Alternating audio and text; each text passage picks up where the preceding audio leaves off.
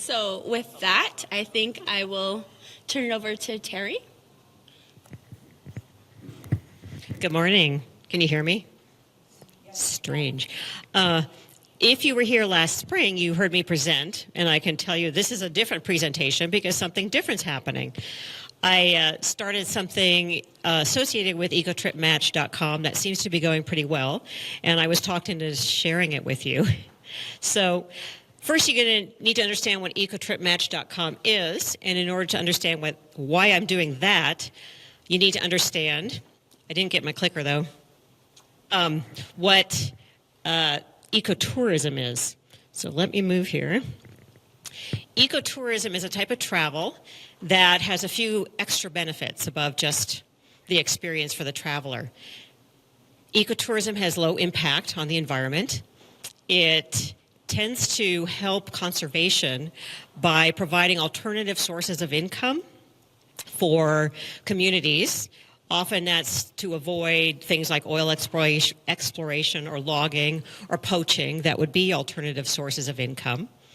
It tends to help local communities by hiring locals, making sure that a lot of the money that's made from ecotourism goes back into those communities. And an important part of ecotourism is that there tends to be an educational component, both in terms of focusing on nature and also cultural experiences. So people aren't just visiting and laying by the pool, but they're actually learning something about that community. So what I was noticing with ecotourism and the work that I do is that people were getting frustrated by the online search for their ideal place, their eco-lodge or their eco-resort or their eco-tour, and giving up, which doesn't end up helping conservation at all. So I wanted to find a way to connect people with these places a little bit better.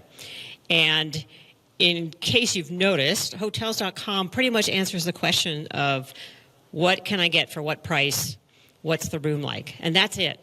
Ecotourists or people who want to travel a little bit differently have a lot of questions. They want to know things like, do you need immunizations to go there? What kind of effort is it to get to that place? What can I do once I'm there? So there's a lot of questions. So what I did is I did all the digging. I did the internet digging. I contacted a lot of these eco-lodges and eco-tour companies that are on there now and gathered that information. And you can go onto EcoTripMatch.com and either do a simple search or you can answer a series of questions that help you to narrow down your criteria. And then you get a selection of places that match that criteria. So in essence, it streamlines that search. This I launched officially last spring. And since then, on Google Analytics, it's kind of looked like this every day. So unless I'm sending out a big email newsletter or Facebook ad or something like that, then it's kind of like this. Few visitors a day, not too many people clicking through. So I'm doing this slow plot along, with the SEO development and all the usual things. And I was thinking, I need to do something that's a little bit larger in some way, because I'm really trying to reach the whole world. These eco-lodges and eco-tours are all over the world. So I had some criteria for what I wanted to figure out to get the word out. I knew it had to have something to do with ecotourism. I wanted it to be kind of a give back thing. So I wanted EcoTripMatch.com to become associated with something that was positive. It needed to be inexpensive because I'm bootstrapping this whole thing to this point. And I also wanted to sort of tap into the better nature of people. So I wanted it to be something where they just thought it was so compelling and so interesting that they would be compelled to pass it on. They felt good about doing it, and it would be really simple. So it's not sort of like, let's recruit people to pick up trash alongside the road, and how do you organize that, but something just really much easier. And what I came up with, which I'll describe in a moment, has done this. This is my last couple of weeks. So what I came up with is an award for the best nature tour guide in the world. And I started by picking some judges that have to do with ecotourism and also have a lot of connections. And then I put the word out to all the eco lodges, eco-tour companies on my website, ones I hope are going to be on my website, Facebook ads, through these judges, every contact I ever had, to request nominations. So I got nominations from all over the world for who could be the best nature tour guide.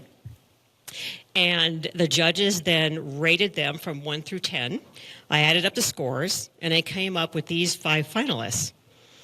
So 2 weeks ago today, I put the word out again through all those same networks to vote for the best nature tour guide. So there's a description of each one of these from the nominators on my website right now, and then a way to vote for their favorite. So what I hoped happened actually happened.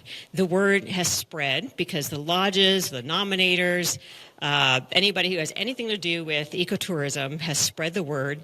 Not just to vote for the person they want or know, but any of these people, because this is bringing attention to the work that these folks are doing. These guys, they're kind of the face of their place, right? So if you arrive somewhere and these people are telling you about the animals, the plants, the culture, their country, all those types of things. So it's really supporting them and the work that they're doing and bringing attention to it. And so it really has been tapping into the better nature of people of, let's root for our person and spread the word. So here's what's happened. The daily visits to my website have gone up 60 times in the last 2 weeks.